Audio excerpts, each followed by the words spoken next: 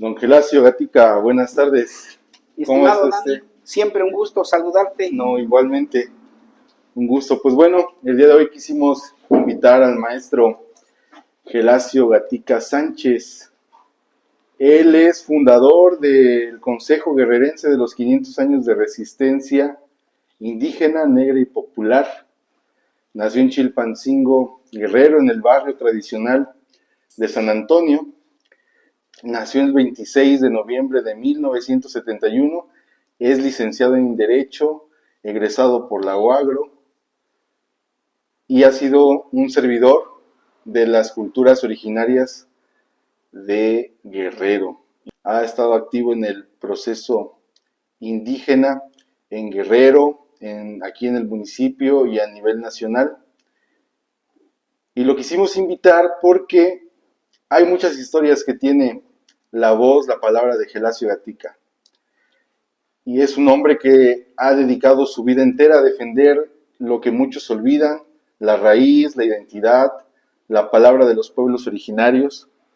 Pero usted no es un promotor nada más cultural, es un danzante, maestro, artista, activista y sobre todo un testigo de la dignidad indígena aquí en Guerrero. Desde hace décadas su voz ha resonado fuerte en las calles, en los plantones, en las aulas, en las plazas públicas, como fundador del Calpulli Tecuanichan. Don Lacho ha formado generaciones en la danza de los tlacololeros, en el uso del telar de cintura, en el barro, en la pintura tradicional, en las máscaras, pero también ha formado conciencia, ha sembrado identidad. Exigió con huelgas de hambre la creación de un instituto de arte y cultura indígena, aquí en Chilpancingo. Recuperó el uso ceremonial de la danza prehispánica en la ciudad, diseñó y gestionó proyectos como el Códice Amostin sobre la toponimia ancestral en Guerrero, fue becario por el FONCAP con un proyecto de herencia ancestral y ha llevado las tradiciones nahuas y ñusabi incluso a foros internacionales. Pero no ha sido fácil esta lucha, los gobiernos han ignorado esta palabra, han prometido y se han quedado en el aire. Y sin embargo, don Gelacio sigue de pie, con sus danzantes, con sus máscaras, con su pueblo. Es por eso que lo invitamos, don Lacho, por estas causas, por estas luchas que no buscan aplausos, sino que busca que la memoria quede siempre presente en la sociedad. Pues bueno, ya lo tenemos acá. Pues primeramente debo dar gracias a este colectivo del Gato Azul. Nos sentimos muy honrados porque somos familia. Yo siempre he dicho que el arte nos une, nos hermana y nos hace familia, pero también somos familia de sangre y me da mucho gusto que todas y todos ustedes estén en este camino. Hace algunos años decíamos que había la necesidad de forjar una nueva generación de guerrilleros, pero guerrilleros que tomaran un libro, que tomaran las acuarelas, que tomaran los óleos, que tomaran la jarana, la vihuela, el arpa, y que transformáramos desde el fondo, que es el corazón. Y esa generación pronto se consolidó. Y fueron los niños y las niñas los que nos pusieron el ejemplo. Y hoy el arte y la cultura de nuestros pueblos originarios, sobre todo, ha rebasado fronteras. Han sido grandes exponentes, no tan solo en nuestra alma mater, han rebasado fronteras y nos han logrado representar en el ámbito nacional e internacional. Y de ello los guerrerenses y los mexicanos deben de sentirse muy orgullosos. Este proyecto que nace hace algunos años y que le denominamos Instituto de Arte y Cultura Indígena y Afroguerrerense, y que estuvo proyectado para construir un edificio vanguardista en lo que hoy es el Casino del Estudiante. En su momento logramos una gestión de 17 millones y medio, estamos hablando del 2004. No prosperó por diferentes motivos y razones, mas sin embargo dijimos, no importa, No importa que no tengamos un edificio porque se vino una política de bloqueo. Dijimos, lo que importa es que hay un gran corazón de parte de las mujeres y los hombres que están impulsando esta propuesta. Y nuestra escuela es popular y puede estar en las plazuelas, en los barrios, en las comunidades, y va a tener movilidad, y es cierto. A partir de aquel entonces implementamos esa movilidad y nos fuimos a la comunidad, no tan solo en nuestra calidad de capacitadores, sino también fuimos a aprender los usos y las costumbres, la forma, la cosmovisión de nuestros pueblos originarios. Y han sido momentos de intercambio. Y hoy en día debo decir que el Instituto de Arte y Cultura Indígena es una realidad, porque allí están los resultados. Hoy compartimos un humilde espacio con lo que se denomina INJUVE, anteriormente conocido como Casino del Estudiante. Ahí estamos de manera modesta, sufrimos mucho cuando es temporada de lluvias, pero tampoco hemos bajado la guardia en torno a mejorar las condiciones de trabajo para convertir ese espacio en un centro del estudio, difusión, promoción y conservación del patrimonio cultural de los guerrerenses. Ello nos conlleva a proyectar el arte y la cultura de nuestras 4 naciones originarias y de los pueblos afroguerrerenses. Oiga, don Lacho, pero en sí, ¿cuál es la propuesta concreta hacia el gobierno? Porque nos habla de un proceso ya de lucha y ahorita nos dice que hay un proyecto ya consolidado quizá en el espíritu, en la creación, pero concretamente, ¿cuál es la propuesta que se le ha hecho al gobierno? La propuesta hacia el gobierno federal, y que siempre fue bien visto, ¿quién frena esta propuesta? El gobierno estatal. ¿El actual? No, los anteriores, porque el Casino del Estudiante es un espacio que es del gobierno del estado y lo ceden como dato al ayuntamiento. Y en este caso, pues, quien tiene preferencia en decidir es el gobierno del estado. Entonces, para que se intervenga, debe de ser bajo la autorización del gobierno del estado, ¿sí? Y hoy también lo tienen el resguardo el INAH, entonces se tienen que, ahora sí que, pues, llegar a reuniones interinstitucionales para consensar. ¿El INAH lo tiene porque es un edificio histórico? No, en su momento el INAH también frenó este proceso porque argumentó que era un edificio histórico, le demostramos que no es histórico, pero después le dieron el rango de un edificio artístico y pasa al INVAL, ¿sí? Entonces, más sin embargo, pues nosotros lo último que hicimos y que tenemos y que seguimos sosteniendo es un proyecto de conservación, entonces de conservar la arquitectura, y es un edificio antiguo, entonces, pero al interior se plantea pues una construcción vanguardista en apego a lo tradicional. También es un diseño muy hermoso, es un Quetzalcóatl que da vuelta, ¿sí? Y te va a llevar a los diferentes espacios que estamos planteando, que son principalmente de formación, ¿sí? Hacia las bellas artes. Oiga, pero el casino en sí, o lo que se conocía como el casino, sí forma parte de una bandera de lucha, ¿no? O sea, el espacio como tal se ha convertido ya en un eje de la movilización indígena en este caso, porque si nos damos cuenta en Chilpancingo no hay estos espacios, mucho menos en el centro dedicado a los pueblos originarios. Mira, nos sentimos muy orgullosos como equipo porque fuimos los primeros que lo planteamos a nivel nacional, este proyecto. Y lo entregamos a muchas dependencias y a muchos diputados y no se concretó la construcción aquí como tal, pero sí nos enteramos de que en otros estados ya estaban promoviendo, retomando esa idea de crear institutos de arte y cultura indígena, sobre todo los estados que tienen población indígena, ¿sí? Algunas comunidades también lo retomaron y qué bueno, y nos decían, ya les piratearon el proyecto. Le dije, no, para conocimiento de todos, hoy el proyecto está en YouTube, lo conoce todo el mundo, ¿sí? Y es del dominio público, y qué bueno, ojalá todo el mundo pueda tener acceso a YouTube, pueda bajarlo, pueda retomar la idea, pueda mejorarlo, porque eso es lo que tanto nos hace falta. Mira, desde el momento en que acerquemos a la niñez a las bellas artes, yo siempre lo he afirmado, que las bellas artes son el alimento esencial de nuestro espíritu. Y la educación, el deporte y la cultura van a ser los pilares fundamentales de la transformación de cualquier sociedad. Necesitamos tener una sociedad educada, preparada, culta, pero el arte nos va a sensibilizar.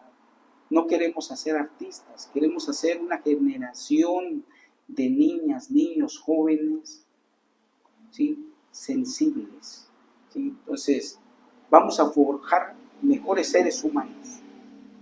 Y si nacen artistas, qué bueno, no hay que frenarlos, ¿sí?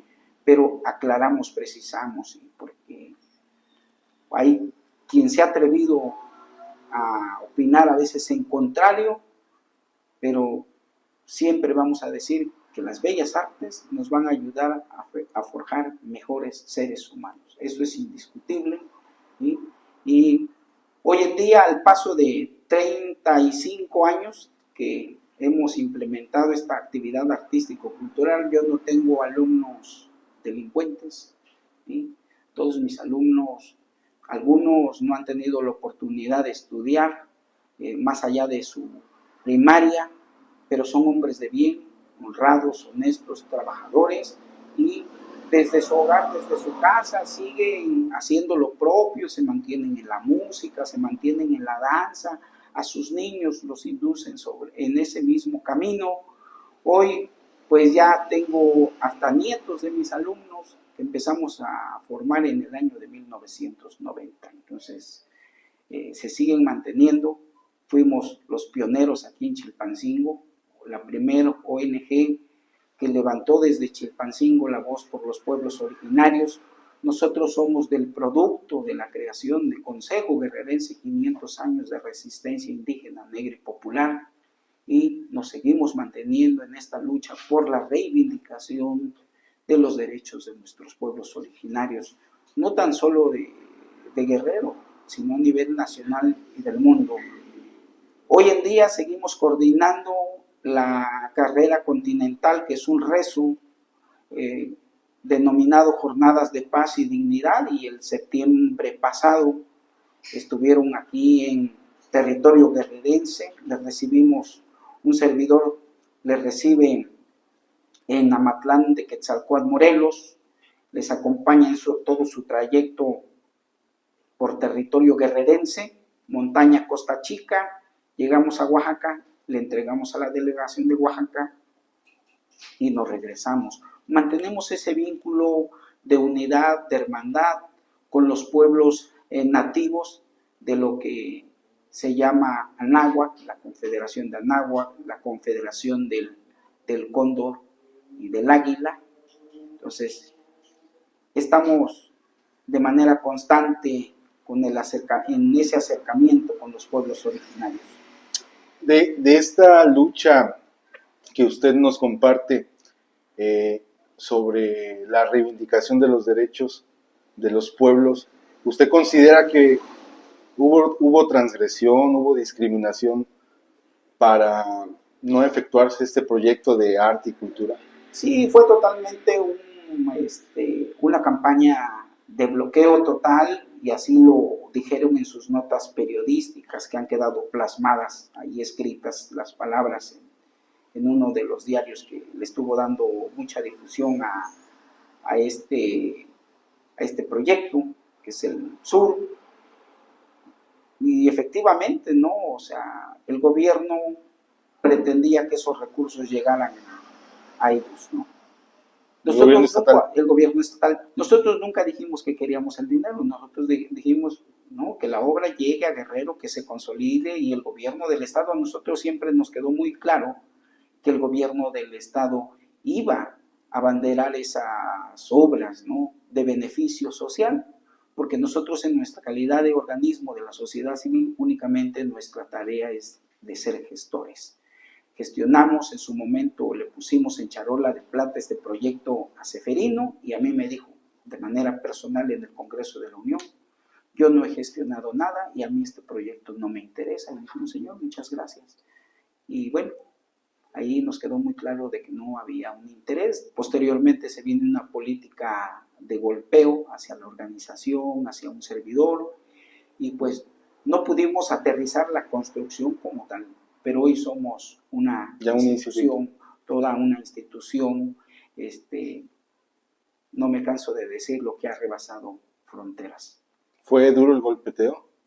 Sí, fue muy duro porque detienen a 3 de nuestros compañeros. Inmediatamente los detienen, ahorita en cuestión de minutos ya estaban consignados, ya estaban como los peores delincuentes, ¿sí? Pero también agradecemos la intervención. Hoy ha fallecido nuestro amigo, licenciado y defensor de los derechos humanos, el licenciado Juan Alarcón Hernández. Él comisionó a un equipo de abogados y estuvieron con nosotros a fin de lograr la liberación de nuestros compañeros.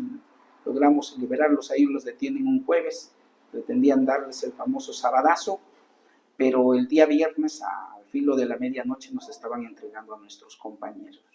Los logramos que los liberaron gracias a la intervención del licenciado Juan Alarcón Hernández, sí, en su calidad de titular de la Comisión de Defensa de los Derechos Humanos. Entonces viene una guerra muy dura de parte de también de quienes fueron parte de este movimiento indígena y que tuvieron la oportunidad de probar el poder y se ensañaron con sus propios hermanos. Entonces el titular de lo que antes era la Comisión Nacional de los Pueblos Indígenas, ¿sí?, el INPI, aquí en Guerrero, es el que también de alguna manera influye, ¿no?, en este proceso legal para que nuestros compañeros sean detenidos. Hoy en día lo juzgan la historia porque pues no tiene cara para representar a los pueblos con este antecedente. ¿Le cambiaron de nacionalidad? Me cambian de nacionalidad, le informan a Xóchitl Gálvez que soy guatemalteco y que con qué autoridad moral me atrevo yo a andar gestionando recursos para los pueblos originarios, sobre todo aquí en Guerrero. No había mucho acceso a internet en ese entonces, no se conocía. No, la información se manejaba a través de la prensa escrita. Yo cuando llego a su oficina de ella, tenía ya el impreso y yo llevaba el original del sur. Le digo: sí, efectivamente, aquí está. Pero pues a mí me conoce mucha gente en Chilpancingo, y hay un gran cariño, un gran aprecio, y eso lo demostramos con firmas. Le llevamos como equipo a Xóchitl Gálvez cuando se viene esta lucha ya más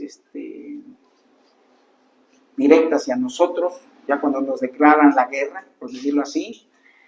Le llevamos a Xóchitl Gálvez un respaldo ciudadano de 16,000 firmas. Y ahí las tenemos como un recuerdo. Las originales se le quedaron a ella. Y nos quedamos con un paquete de copias. Y decimos: miren, este es el arraigo que tenemos. Y le dijimos: pero no tan solo venimos a pedir, queremos aportar. Y ella empezó a reír y dice: ¿y cuánto van a aportar ustedes? Digo: $500,000 de pesos. Y se empezó a reír.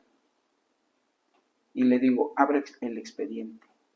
Ya llevábamos un expediente nosotros. Le digo: abre el expediente y al final ahí están los depósitos. Y abre el expediente. Le dijo a uno de sus asistentes que contabilizara y le dice: efectivamente, dice, hay pasado de $500,000 de pesos en depósitos. Y fue en ese momento que toma el teléfono, ¿sí? Y habla con el presidente municipal. Dice, si el gobierno del estado no quiere entrarle, voy a hablar con el presidente municipal.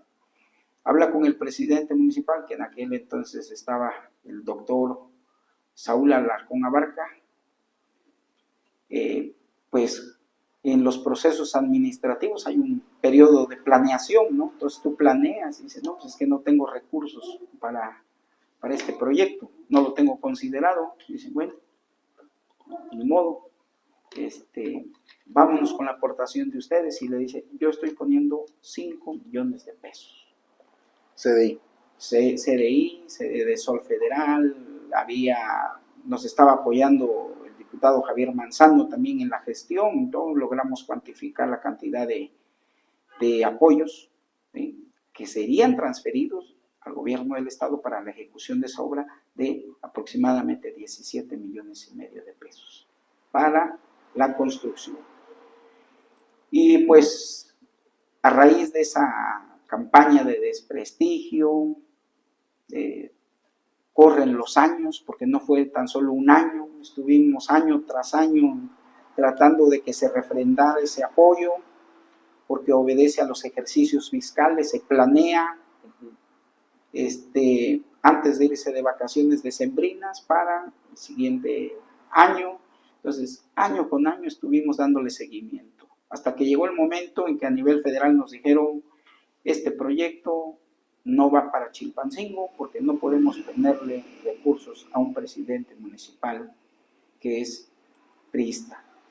Entonces, nosotros somos de oposición, no le podemos poner recursos. Entonces, me quedó muy claro, dije, no, pues me están ahorrando tiempo, dinero y esfuerzo por 3 años. Agradecí, como siempre lo hacemos, muchas gracias. Y sobre todo por la honestidad, ¿no?, que te hablan de manera directa, y yo digo que así debe de ser siempre, no hablarnos con la verdad. Me di la media vuelta y dije, pues ahí vengo para el siguiente periodo. Llegó Adelfo Regino como hoy como al frente del INPI, con Andrés Manuel López Obrador. Estuvimos presentes en el foro porque nunca nos hemos perdido los foros, siempre estamos ahí. Muy complicado a veces que nuestros hermanos se trasladen desde sus pueblos y comunidades natales hasta la capital, pero nosotros siempre hemos levantado la voz de manera colectiva, de manera comunitaria, porque tenemos ese acercamiento con los pueblos y comunidades. Y pues adolecemos de lo mismo. Y siempre hemos levantado la voz, y cuando se convoca aquí en Chilpancingo a un foro y viene Adelfo Regino, y yo en sus manos le pongo el proyecto y le digo, mi estimado, queremos que nos apoyes con este proyecto. Y igual, durante 6 años fue un proyecto olvidado. Nuevamente lo vuelven a refrendar en este periodo, y yo espero que en este sexenio voltee los ojos hacia Guerrero, hacia Chilpancingo, y hagamos algo, ¿no?, algo que dignifique la grandeza de nuestros pueblos originarios. ¿La doctora Sheinbaum sabe del proyecto? Ya lo hicimos llegar vía electrónico, el proyecto, pero además conoce el espíritu, la esencia de este proyecto.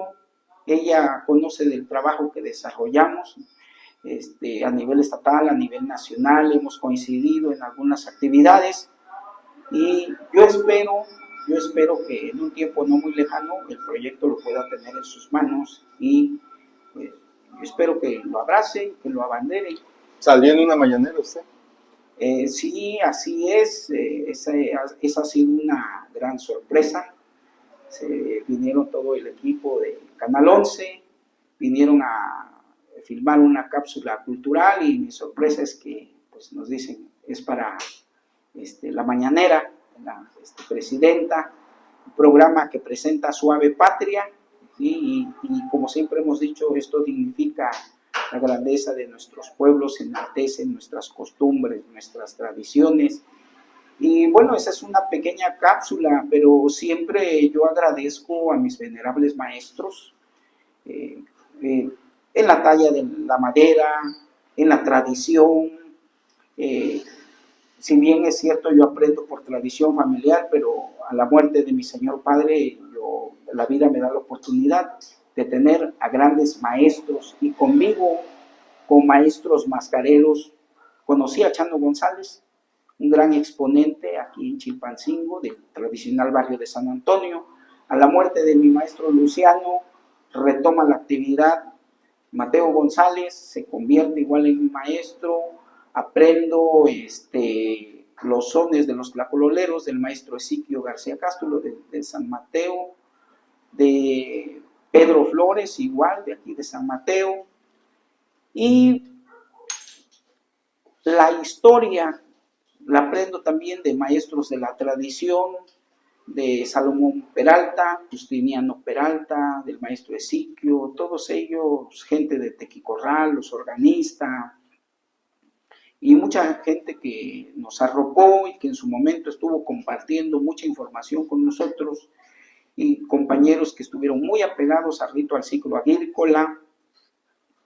Yo recuerdo que mamá nos llevaba y papá nos llevaban a la comunidad de Ostoyahualco, que es donde pues ellos nacieron, pero además venían también mi abuelita cuando eres niño a veces no entiendes los términos, las frases, pero al paso del tiempo pues te das a la tarea de interpretar esas pláticas, ¿no? Y hoy entendemos que vivieron muy apegados a la cosmovisión de los pueblos originarios. Mi abuela siempre bien apegada a la filosofía de los pueblos mixtecos, ¿sí? Y siempre nos habló de las costumbres, de las tradiciones, y eso me quedó muy grabado en la mente. Y llegó el momento en que dijimos, bueno, lo que hemos aprendido tenemos que compartirlo con las nuevas generaciones. A lo largo de estos años, ¿usted considera que este trabajo que ha realizado, a lo mejor en el silencio, desde la sociedad civil, ha tenido frutos?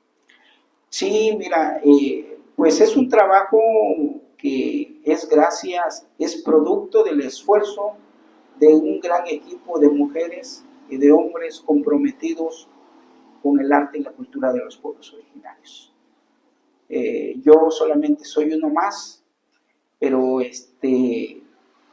mis compañeros, ahí tenemos todo un gran equipo, son muy activistas, muy activos, muy entregados, muy apasionados. Y me quedó muy clara la frase de un compañero de la Cuenca del Balsas cuando me dijo, lo entrevistaban y nos estaba ahí comentando, dice, mis papás desde muy pequeños aprendieron a pintar la técnica del barro y del papel amate. Y nosotros de niños aprendimos. Y fue su fuente de empleo de ellos, y hoy en la actualidad es mi fuente de empleo, es mi forma de vivir. Entonces, efectivamente la rama artesanal es una fuente de ingreso para nuestros pueblos originarios. Y si ha brindado frutos, yo digo que sí, porque, mira, a veces tenemos la oportunidad de convocarnos de manera imprevista a veces, porque también le tienes que medir, pero cuando hacemos alguna actividad, para todos voy a ser o su tío o su padrino, pero siempre con todos vamos a ser familia. Los padrinos, te queremos acompañar a tal evento. Y mínimo, en un evento vamos a tener mínimo 10 grupos de danza, porque todos son nuestros sobrinos, todos son nuestros ahijados, nos hemos hecho una familia muy grande, y ese es el fruto del esfuerzo. Entonces, hay un gran número aquí en Chilpancingo, niños que hemos formado en la música como piteros, quienes han iniciado su danza de tlacololeros, no Gelacio, el equipo, todo el equipo, apadrinamos a veces con sombreros, con máscaras, con chirriones, con lo que se pueda, pero siempre vamos a aportar, porque aplaudimos ese gesto de conservación de las tradiciones.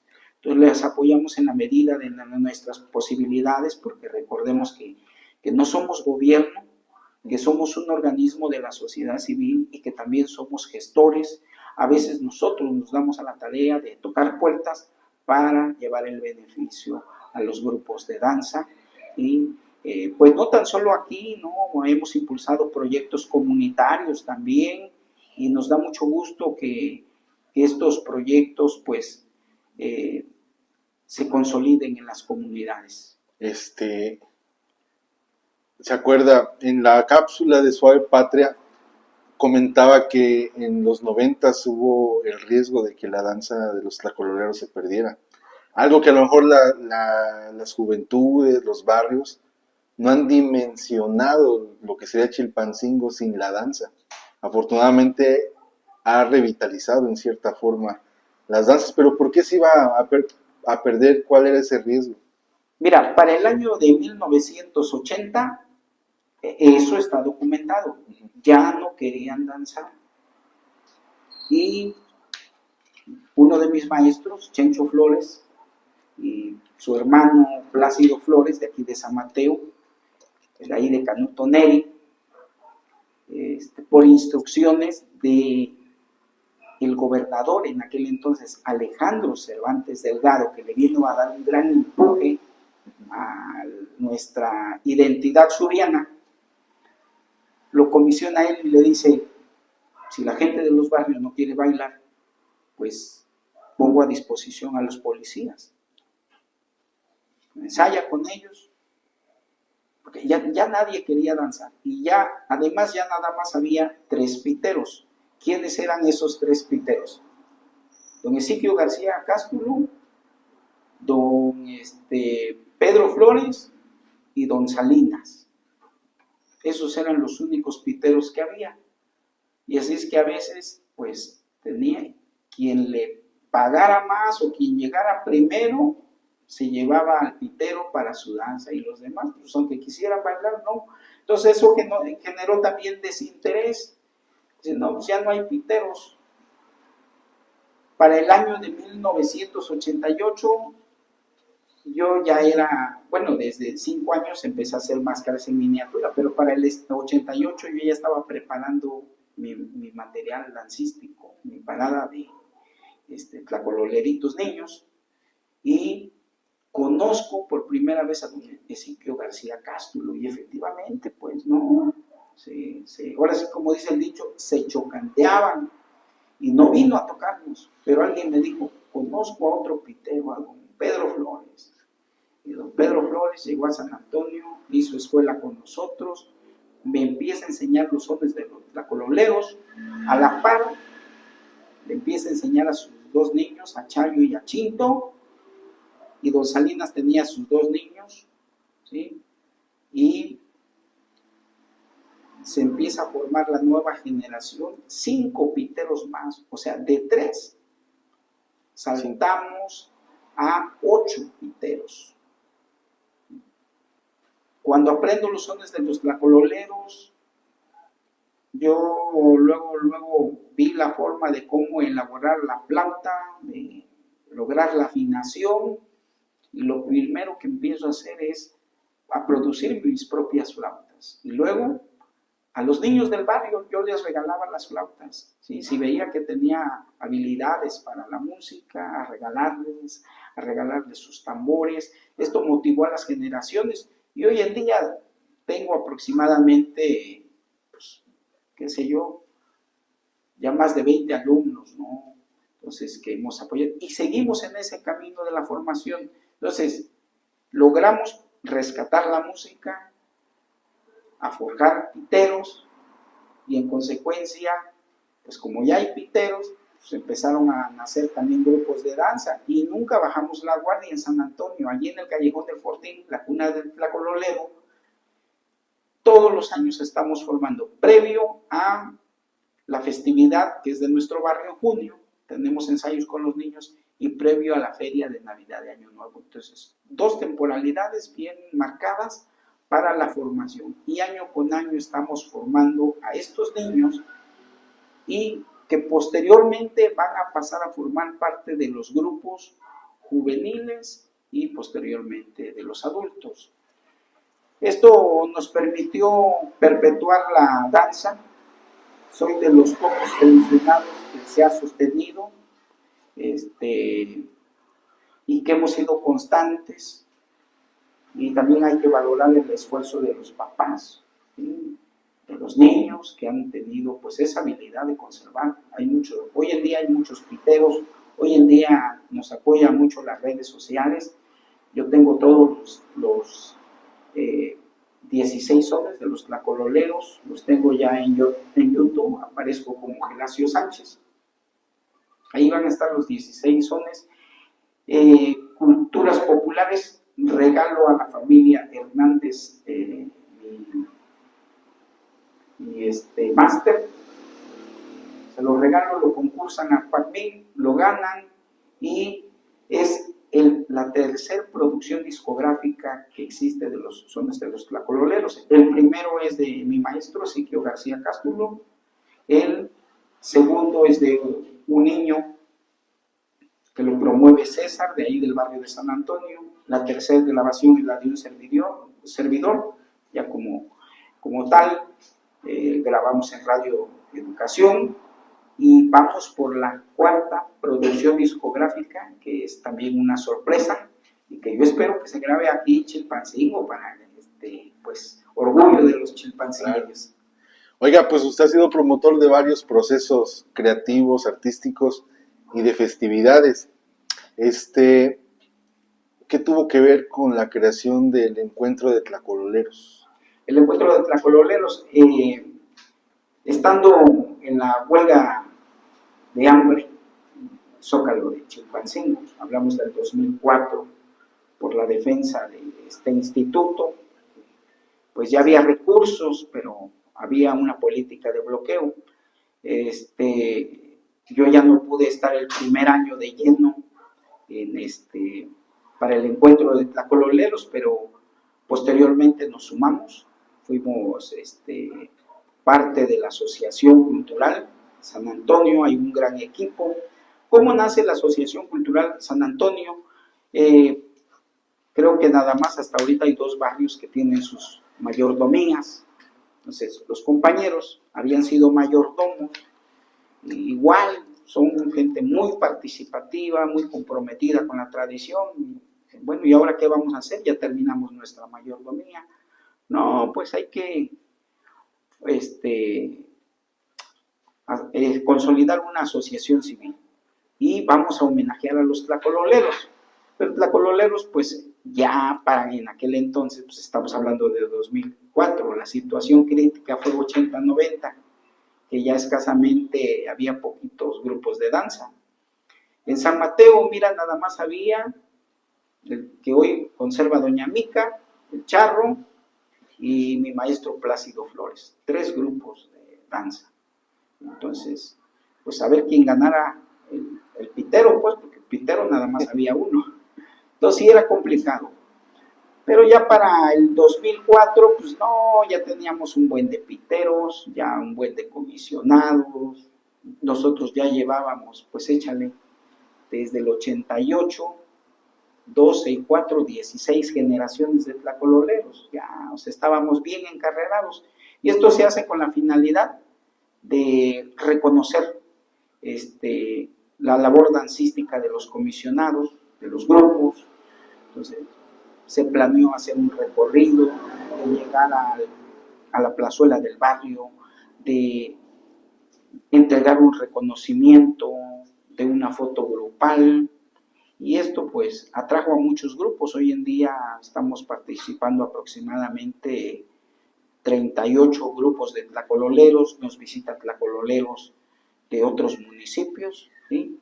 Y nos mantenemos en esa actividad, pero algo que sí te voy a comentar, Dani, que es bueno comentarlo, y tú bien lo sabes, digo, somos familia, somos tlacololeros, no del folclore, somos de tradición, porque mi abuelo Esteban Sánchez Campos se involucra en el periodo de la Revolución Mexicana, y el general Emiliano Zapata llega al reparto de tierras, su gente llega al reparto de tierras al municipio de Aguaconcingo, y a mi abuelo le asignan los tlacololes, y así a muchas familias les asignaron sus tierras de labor, denominadas tlacololes, porque son tierras, lugares muy accidentados, y además es un sistema de labranza.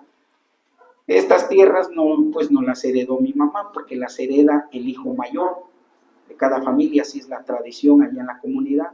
El hijo mayor va a heredar y él igual le va a heredar a su hijo mayor y luego se va pasando así al hijo.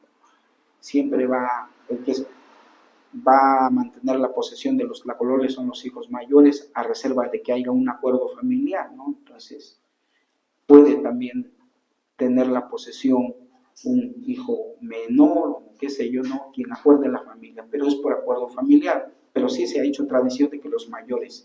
Entonces, hoy en día mis primos mantienen esos tlacolores, los siguen cultivando, al igual que pues nuestras familias, son cultivadores del maíz, y precisar que ser tlacololero es hablar de un sistema de labranza, de 3 sistemas de labranza que crearon la cultura madre, la cultura olmeca, que es la chinampa, la milpa y el tlacolor.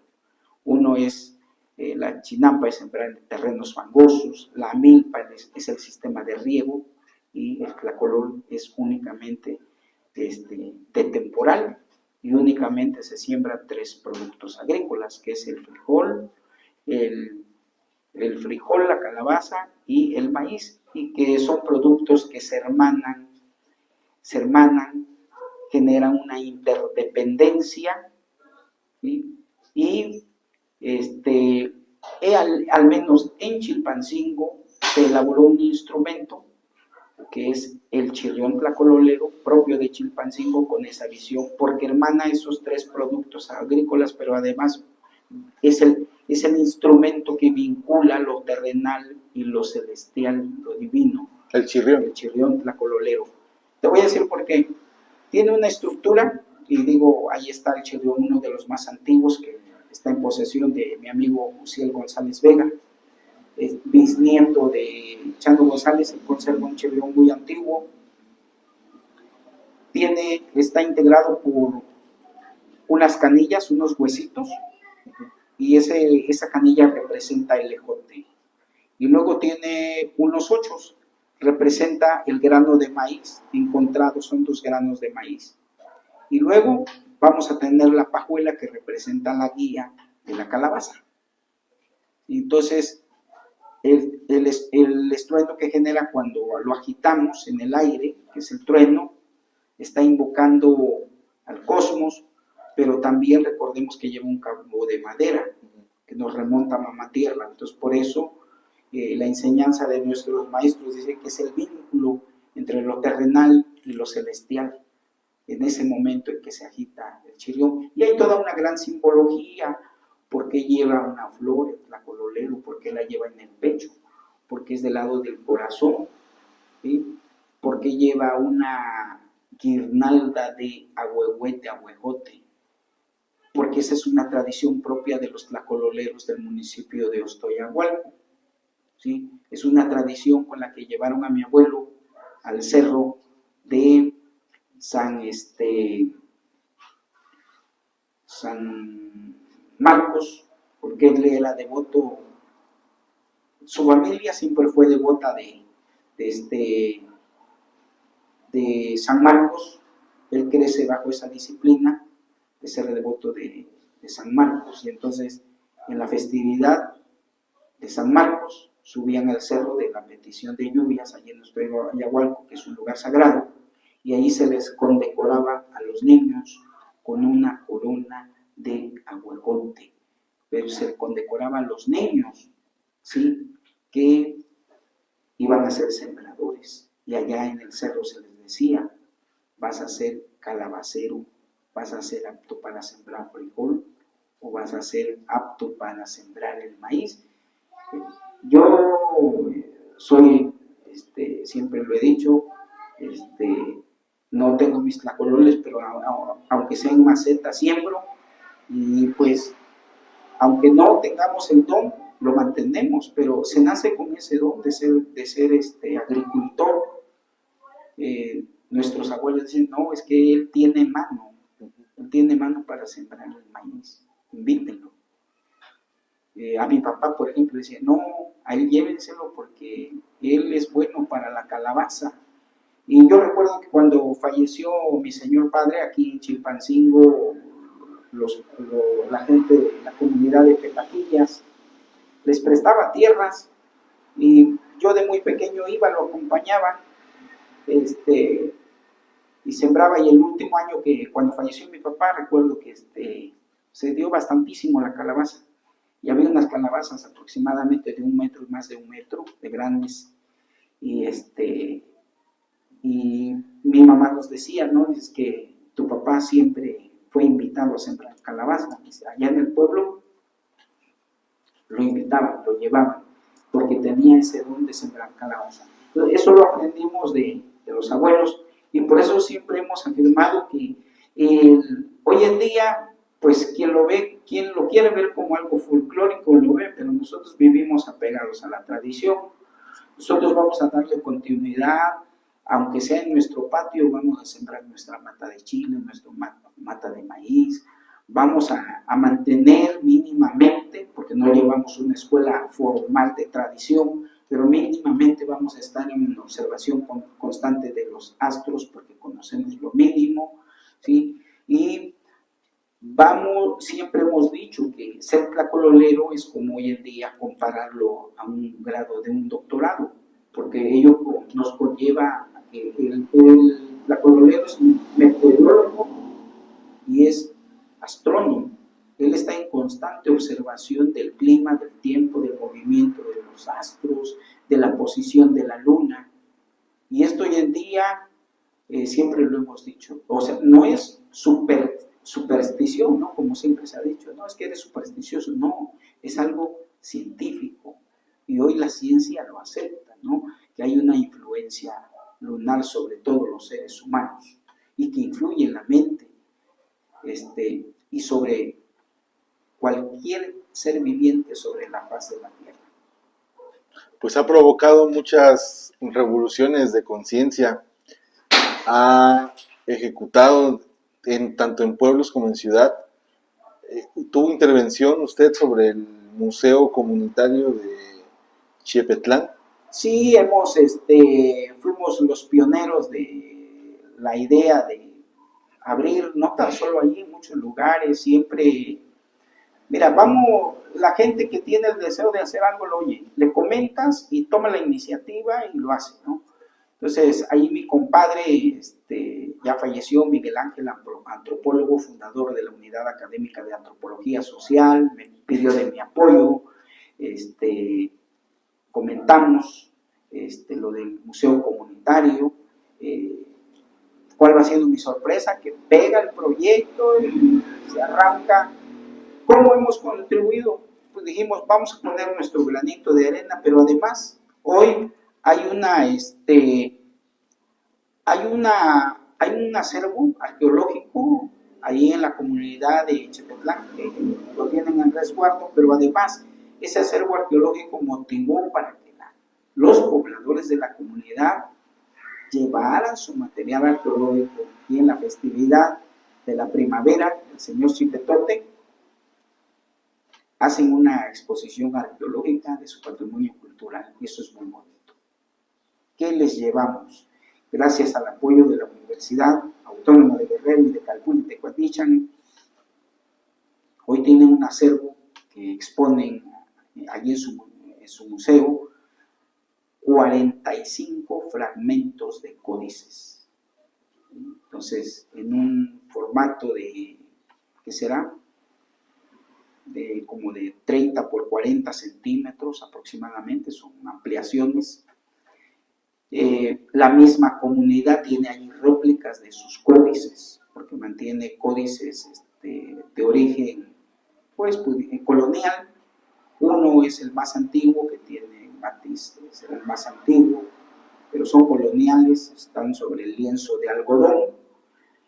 Y está el otro museo comunitario en Ixcatiopan de Cuauhtémoc que hemos aportamos un copili de águila en referencia al último Tlacatecuhtli, el señorío de la Náhuatl, Cuauhtémoc, el último Tlatoani, y varios compañeros de la danza ofrendaron plumas, entonces está emplumado el copili, pero allí donamos igual, bajo la gestión de un servidor y con el apoyo de Calpún y Tecuatichan, y de la Universidad Autónoma de Guerrero a través de la Dirección General de Extensión Universitaria, del maestro confesor Díaz Terrones y de nuestro doctor Javier Saldaña Almazán, rector de la universidad, se logra llevar un acervo de 45 fotos del proceso de exhumación de los restos de Cuauhtémoc, fotos históricas que estaban en el olvido antes de fallecer.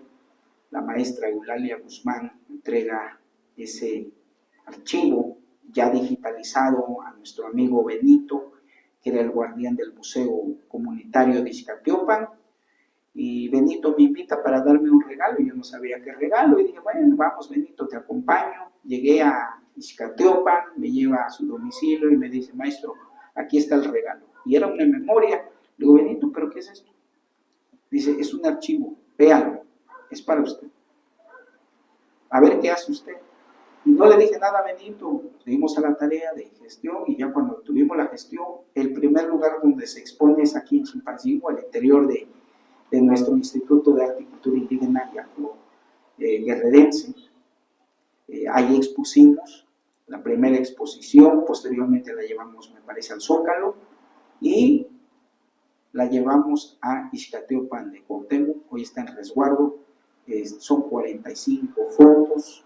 Una de ellas que llama mucho la atención está nuestro maestro Diego Rivera haciendo la composición anatómica del sistema óseo. Y bueno, hay una gran riqueza cultural, ¿no?, en esas fotos. A mí me entrega Benito aproximadamente 100, 110 fotos. De esas 100, únicamente 45 se lograron ampliar, se logró la impresión y hoy se conservan allá. Ha generado que espacios históricos se rescaten. Uno fue la zona arqueológica del Indeco. Sí, mira, siempre hemos estado pues defendiendo estos espacios que desde nuestro punto de vista decimos que se deben de conservar para memoria de las nuevas generaciones. Y uno de ellos es la colonia Indeco. Yo tuve en mis manos los planos, llegaron a ofrecerme terrenos y pues no, luego se alborotó la gallera, los compas, les dije, oigan, está pasando esto y esto, y se atravesó un aniversario del Consejo Guerrerense, 500 años de resistencia. Tengo la oportunidad de conocer al anciano representante del Consejo de Ancianos de la tradición chichimeca, y resulta que cuando les platico de la zona arqueológica y que está en riesgo, dice, vamos mañana, te vamos a acompañar a hacer una ceremonia. Y sí, a otro día, a las 7:30 de la mañana, estábamos realizando una ceremonia de saludo al sol con el anciano Teutli, justo ahí en la zona arqueológica.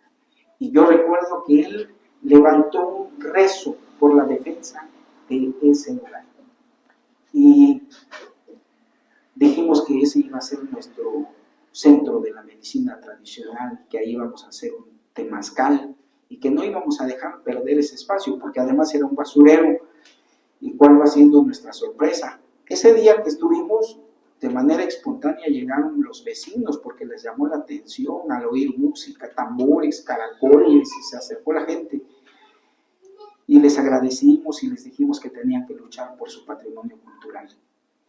Y resulta que los vecinos me hablan por teléfono y me dicen, algo está pasando, queremos que vengas a ver. Y cuando voy a darme la vuelta a la Indeco, ya está cercado. Y resulta que vemos por ahí una placa que dice que Lina. Y dijimos, no, pues al menos logramos el objetivo, que Lina volteara los ojos hacia la zona arqueológica de la Indeco. Y hoy se mantiene, es uno de los pocos espacios mejor conservados, más bien el único más conservado, porque sí se le ha metido en este proceso de restauración, que ahí también estuvimos muy al pendiente como gestores. Se pierde la zona arqueológica del barrio de San Antonio, porque yo no nacía todavía.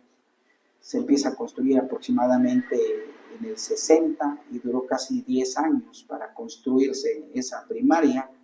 Está en la primaria. En la primaria, debajo de la primaria. Entonces, pues construyeron sobre la zona arqueológica.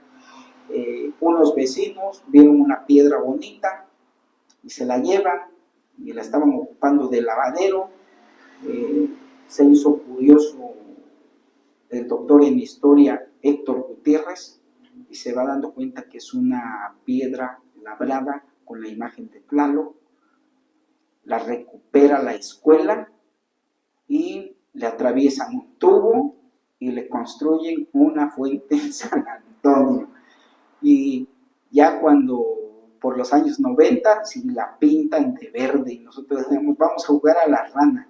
Y ahí andábamos jugando en la rana y llegó el momento en que Lina se dio cuenta de esa pieza a raíz de que se pintó de verde y va Lina y recoge esa pieza. Hoy se encuentra en el Museo Regional, una pieza que rescató el doctor Gutiérrez, pero pues no sé, ahorita no he ido, yo espero que ya tenga su ficha técnica, una ficha de identificación. Entonces se pierde el barrio de San Antonio, pero algunos vecinos han conservado vestigios arqueológicos. Nosotros cuando niños decíamos, no, ya me encontré un tepalcate, un pedazo de olla, un pedazo de plata, y un pedazo de plato, y pues decíamos tepalcates. Posteriormente ya le empezamos a dar valor a estos objetos y hay piezas que se conservan del tradicional barrio de San Antonio, en barro, en concha, y que bueno, yo espero que en un tiempo no muy lejano pues este material arqueológico pueda tener un lugar digno, ¿sí?, donde se pueda exponer.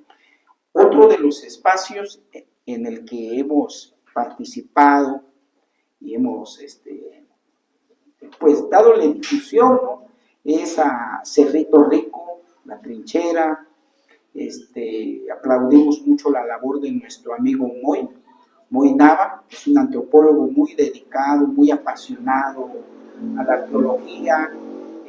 Yo comparto mucho sus publicaciones, igual desde nuestra trinchera defendemos nuestro patrimonio cultural, y recientemente nos llevó a visitar el juego de pelota en la colonia Texcalco, que está aquí frente al panteón privado Chilpancingo, por la Rosario Ibarra más arriba. Entonces, son esos los espacios. Igual, ¿no?, Texcalco estuvo a punto de perderse, pero afortunadamente el fraccionador también fue muy sensible y dijo, no, vamos a dejar en donación esa área y se conserva el juego de pelota.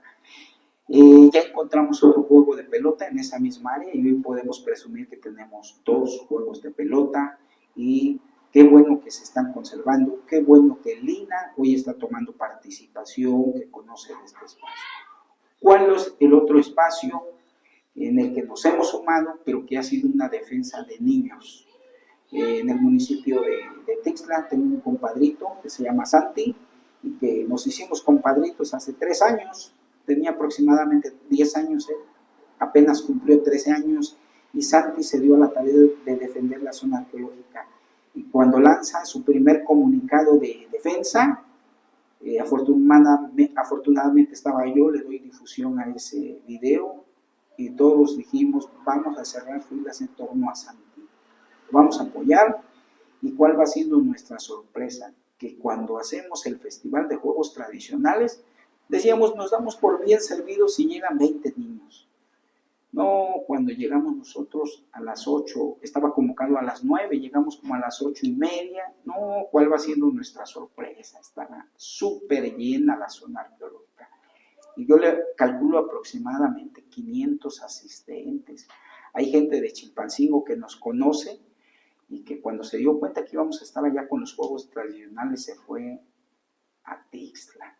Y hoy Elina tiene conocimiento de esa zona arqueológica, ha tomado cartas en el asunto, y al parecer también ha delimitado el área de conservación. Y esto ha sido posible gracias a la suma de voluntades, ¿sí? Luego ahí en Texla quien toma la iniciativa es Santi, con el apoyo de sus papás, de sus vecinos, de sus amigos, de sus compañeritos de juego, y esto se volvió un éxito. Y hoy yo sé que vamos a tener Tepolsis para rato. Es un basamento arqueológico, la principal tiene aproximadamente 100 por 100 metros, o sea, no es una construcción pequeña, le dicen los Tepolsis porque se ven chiquitos, pero ya lo checamos a través de los mapas satelitales y es un basamento de 100 por 100, el que está ahí nada más, ¿no? El que cortó la carretera desde un principio, por ahí por los años 90, tiene esas medidas, y hay otros más que efectivamente son los teocalis pequeños, pero es todo un complejo astronómico el de Texla, muy hermoso. Pues nos alargamos un poco, muy interesante siempre charlar con usted, don Gelasio. ¿Algún mensaje a la sociedad? Sabemos que se acerca de nuevo la Semana de Arte y Cultura Indígena, que ya son, ¿cuántos? 22 años. 22 años de estar compartiendo, 22 años de que la sociedad de Chilpancingo se abocó a decir que teníamos su respaldo, 16,000 firmas. En ese marco de lucha, en el 2004 nace la Semana de Arte y Cultura Indígena. La primera la hicimos como en son de protesta, fue una toma del Zócalo totalmente, lo tomamos, pues no lo pedimos, no pedimos autorización, fue a la par con la huelga de hambre y estuvimos ahí, pusimos nuestro temazcal en plena plaza cívica y pusimos nuestros talleres artesanales y dijimos, todo esto queremos compartir con la niñez y la juventud guerrerense. Y a partir de entonces, hoy en día nos sentimos muy contentos porque hay gente que te lo reconoce y hay gente pues que nunca te va a agradecer, pues es como todo, pero hay gente que se acerca y nos dice, el día de hoy yo soy artesano gracias a ustedes, porque ustedes nos enseñaron las técnicas tradicionales.